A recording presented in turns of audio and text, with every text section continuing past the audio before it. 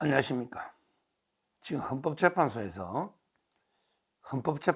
이제 이거 대통령이 이거 탄핵 사유로 검토하고 있다는 이 법리가 너무 이제 이거 황당한 게 법리로 뭐 탄핵을 검토하고 있다 이런 보도가 언론에 나오고 있기 때문에 제가 이 부분을 한번 보겠습니다. 언론들에 따르면요, 뭐 조선일보나 헌법재판소가 주로 이제 그 대통령 파면과 관련해서 탄핵과 관련해서 검토하고 있는 법리가 뭐냐면 이제 그 헌법 82조랍니다. 헌법 82조. 이게 뭐냐면요, 헌법 82조는 이제 그 대통령의 국법상 행위는 문서로서 하며 문서에는 이제 국무총리와 관계 국무위원이 부서를 한다.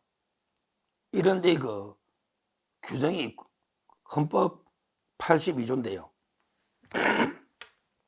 이걸 이게 어기지 않았냐, 이걸 이게 심리한다는 거예요.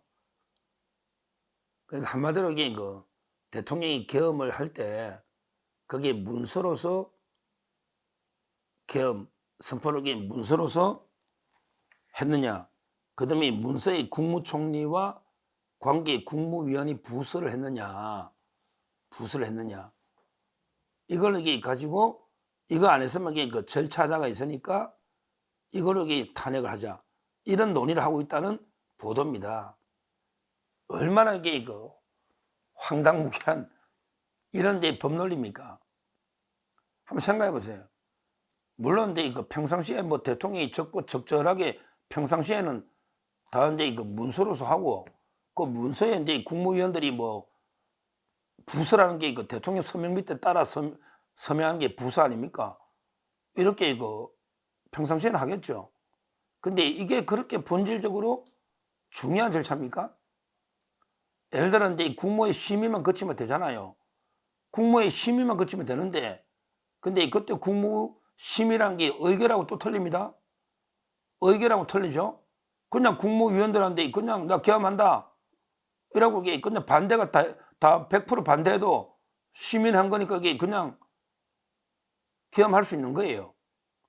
그리고 이제 뭐 의사록을 심의했다는 게, 의사록이 보통의 경우는 정상적일 때는 있겠죠. 있으면 좋죠. 근데 아주 급박하면요, 급박하면 이게 바로 지금 출발해야 되니까 계엄 선포하고 이게 뭐 거야 뭐 나중에 만들어도 없어도 그게 본질은 아니잖아요. 서류 자체가 그게 본질은 아니지 않습니까? 절차에. 본질은 이제 뭡니까? 왜 계엄을 하느냐? 이 목적이 첫째 제일 중요할 거고요. 목적이 내란 목적이냐, 아니면 이제 그 다른 또 목적이냐.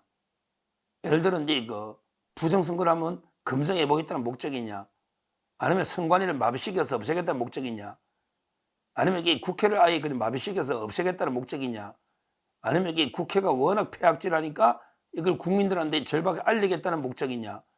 이런 이제 가장 중요한 거는 계엄을 하는 목적이 뭐냐, 이 문제하고요. 그 다음에 실제 이제 그 계엄이 어떻게 실행이 됐느냐, 실제 이제 그 군인들이 얼마 가서 어떻게 실행했느냐, 또는 그 혹시나 실행 과정에 불법이 있어서 뭐 인명사고나 불상사가 났느냐, 아니면 실질적으로 이제 그때 불법 뭐 체포나 감금 이런 게 있었느냐, 이런 이제 구체적인 실행 과정, 이게 본질 아닙니까? 계엄에 있어서 이게 중요한 게, 결국 제일 중요한 거는 이게 계엄의 의도, 목적하고요. 그 다음에 구체적인 실행 과정에서 어느 정도의 그 헌법을 어느 정도의 그 어기고 준수했느냐, 이런 문제, 이런 게 본질 아닙니까? 근데 어떻게 보면 이게 그 국무위원들 다 온 것도 맞고, 급하다 보니까 이게 뭐 아마 실무자가 안 오면 뭐 회의록을 이게 그 국무 회의록을 제가 만들었는지 안 만들었는지 모르겠는데, 지금 이게 경찰에서는 그거 안 만들면 이게 계엄이 뭐 마치 이게 내란인 것처럼 불법인 것처럼 절차하자. 근데 그걸 일개 경찰이 따질 문제입니까? 아니, 국무위원들이 다 모였으면 이게 구두로도 이게 얼마든지 심의가 되는 거지. 그게 서류가 본질적인 문제입니까? 그게 본질이냐고. 진짜 이게 북한군이 바로 폭격이 들어오면 바로 이게 계엄 선포를 바로 해야지. 국무위원이 없어도 이게 바로라도 할 수 있는 거지. 지금 북한이 폭격이 바로 핵 버튼을 누르고 있으면 그게 본질이냐고. 제가 보기에 국무위원이 안 와도 그게 본질이 아니다. 그게 내란의 본질은 아니다. 물론 이게 국무위원이 심의 거치니까 오면 좋지만 진짜 급박해봐. 지금 북한군이 바로 그냥 핵 버튼 누르고 미사일 쏘고 있는데 빨리 계엄 선포해야 되는데 국무위원 다 오도록 기다려야 되냐? 그건 이게 대통령이 판단이지. 어디서 그 지역적인 뭐 국무회의를 거치냐 안 거치니. 그래 또 이게 거친 거는 또 맞잖아요. 불러서 심의를. 근데 이거 회의록을 만들어야 안 맞니? 회의록이 뭐가 중요하냐 종이에. 회의록이. 어디서 이게 말도 안 되는, 우리가 이게 법에도 그렇잖아요. 그냥 사소한 이게 법이라도 다 어기면 탄핵이 아니고, 우리 노무현 때 판결도 보라고. 노무현 때 중대한 헌법이나 법률 위반이 있을 때 탄핵하는 건데, 그걸 회의록을 만들었냐 안 만들었냐 뭐 이거 가지고 지금 탄핵 운운하면서 심리하고 있다. 이거는 말도 안 되는 게 이야기고, 그걸 가지고 내란 운운하면서 야 경찰 회의록 만들면 그러면 내란 아니고 회의록 안 만들면 내란이냐? 아, 이게 어디 무식한 소리하고. 회의록 안 만들면 내란이고 회의록 만들면 내란 아니냐고. 내란인지 아닌지는 중요한 게, 가장 중요한 게 그 계엄의 목적이야. 목적.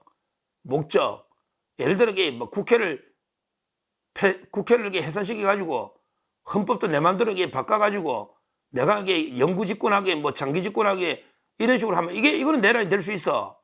왜? 그렇게 권력을 장기 집권 찬탈하는 거니까. 근데 윤 대통령이 그런 거냐고. 그다음에 국회를 영구마비 시키냐고. 영구마비. 다 이게 문 열고 들어갔는데 또 이렇게 선관위를 마비시키냐고. 어디서 이게 내란 얘기 왜 나오냐고.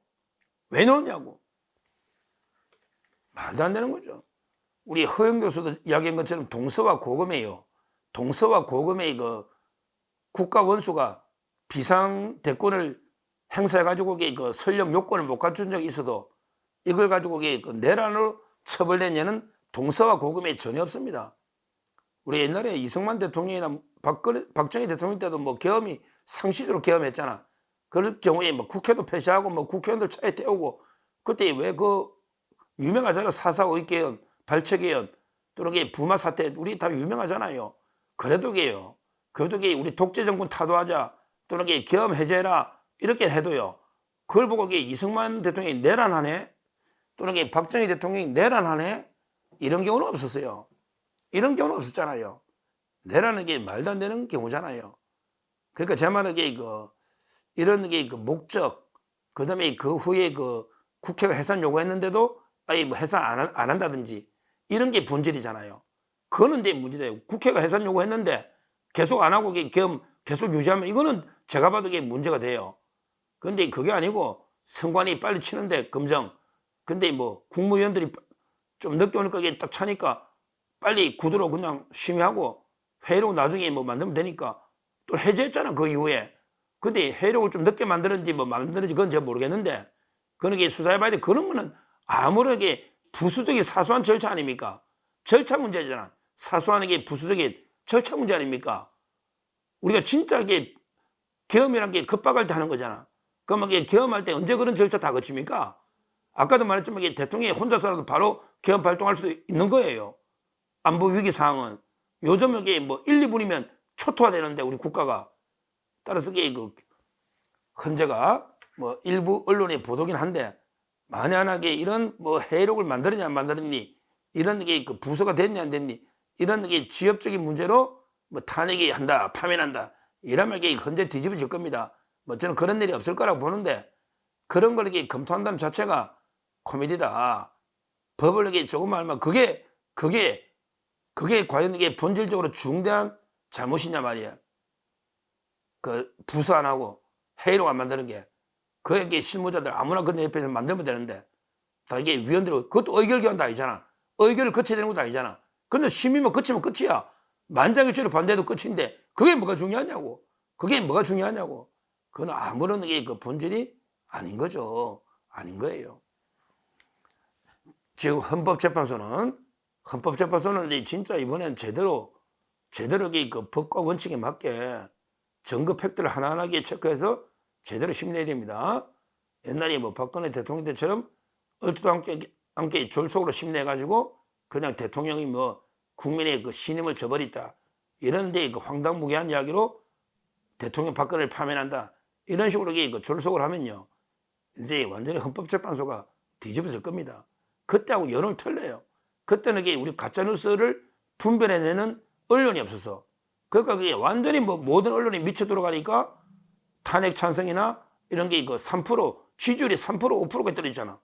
근데 지금은요, 오히려 이제 윤석열 때도 지지율은 30%대로 뜨고요. 국민의힘도 그때보다는 훨씬 지지율이 높아요.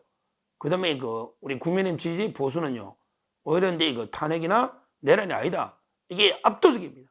압도적입니다.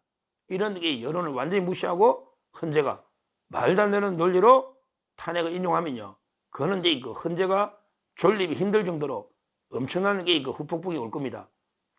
제가 혹시나 하고 기후에 뭐 이런 일이 없을 거라고 저는 생각하는데 헌재가 이런 사소한 이유로 탄핵 인용할 일은 없다 이렇게 보는데 그래도 언론에 이런 기사가 그것도 조선일보나 나있기 때문에 제가 혹시나 기후에서 이거는 이제 절대 부수적인 절차 문제일 뿐이지 본질이 아니다. 그리고 경찰이 특히 경찰이 어디 국무위원들의 행위, 심의 또는 대통령의 계엄에 대해서 회의록이 있니 없니 이런 지역적인 절차 문제 가지고 뭐 내란이다 아니다 이런 말도 안 되는 이런 경찰이 수사를 해서는 안 된다. 이 문제도 다시 한번 엄중하게 경고하고 헌법재판소가 제대로 이번에는 심리해야 된다. 박근혜 대통령 때처럼 그런 졸속 그다음에 말도 안 되는 논리로 국민이 뽑은 대통령을 파면하는 이런 잘못된 판결이 있어서는 안 된다. 이렇게 다시 한번 말씀드립니다. 감사합니다.